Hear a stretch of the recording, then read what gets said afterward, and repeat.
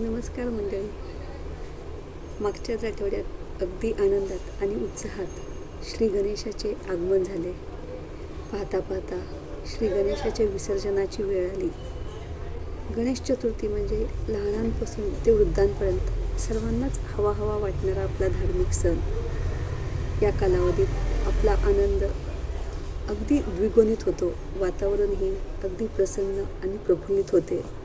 मंडळी, 10 दिवस श्री गणेशाची पूजा, अर्चा, नैवेद्य, आरती इत्यादी सर्व अगदी मनापासून आणि भक्तिभावाने करून विसर्जनाच्या दिवशी बऱ्याच मंडळांमध्ये काय होताना दिसतं तर श्री गणेशाच्या मिरवणुकीत श्री गणेशाचा जिथे काडीमात्र संबंध नाही अशी गाणी लावलेली जातात.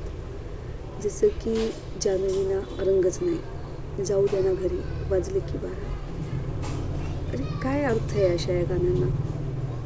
तसेच मद्यपान करून आणि अशा गाण्यांवरती हिडीस नृत्य किंवा अंगविक्षेप नृत्य केलं जाते. ज्या गणेशाची कृपा संपादन करण्यासाठी आपण इथे 10 दिवस घालवलो तर एका दिवसात आपण श्री गणेशाची अकृपा उडवून घेणार का?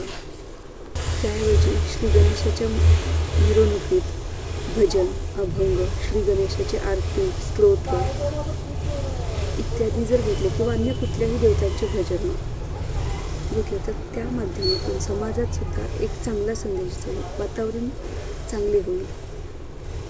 अरे ज्या लोकमान्य टिळकांनी ज्या उद्देशाने सार्वजनिक गणेश मंडळाची सुरुवात केली तो उद्देश कुठेतरी लोप पावत चाललेला असा दिसतोय. लोकमान्य टिळकांनी सार्वजनिक गणेश मंडळाची स्थापना करण्याचा उद्देश हाच होता की सर्व हिंदू समाज एकत्र यावा आणि तिथे आपल्या धर्माबद्दल बोललं जावं, तिथे आपली एकजूट असायला पाहिजे. पण आज काय होतं आहे की बऱ्याच मंडळांमध्ये भांडणे की तुमचा गणपती मोठा की आमचा गणपती मोठा, तुम्ही जास्त खर्च केला डेकोरेशनसाठी किंवा आमचं डेकोरेशन चांगलं आहे, किंवा तुमच्या मंडळाची संख्या आमच्यापेक्षा कमी आहे. गरज नाही आहे या सर्व गोष्टींची. आपल्याला एकजूट दाखवायची. जरीही आपली मंडळं वेगवेगळी असली तरी सर्वांचा उद्देश एक असला पाहिजे, तो म्हणजे हिंदू समाज एकत्र येणं आणि आपला धर्म टिकवून ठेवणं. तर यासाठी सर्वांनी प्रयत्न करूया आणि श्री गणेशाची कृपा संपादन करूया. गणपती बाप्पा मोरया.